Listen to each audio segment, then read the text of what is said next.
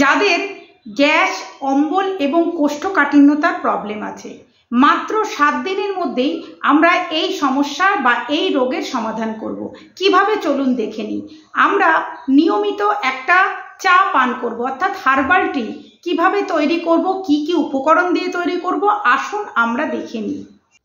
এই হার্বাল চায়ের জন্য আমাদের প্রয়োজন 1 চামচ মৌরি, 4টে এলাচ, 1 টুকরো আদা, 4 থেকে 5টি লবঙ্গ এবং 5 থেকে 6টি তুলসী পাতা। এবার আমরা একটি বোলে নিয়ে এই সব উপকরণগুলিকে থেতো করে নেব। তারপর আমরা গ্যাস ধরিয়ে নেব, গ্যাসের ফ্লেমটাকে জ্বালিয়ে নেব। এবার আমরা একটি পাত্রে 2 কাপ জল দিয়ে সমস্ত উপকরণ দিয়ে 10 মিনিট মতো ফুটিয়ে নেব ভালো করে।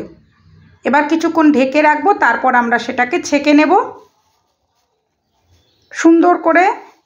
যখন আমাদের একটা লিকারের মতো হবে তখন এবার আমরা ঈষৎ উষ্ণ গরম অবস্থায় সেটিকে পান করে নেব নিয়মিত দিনে 2 বার।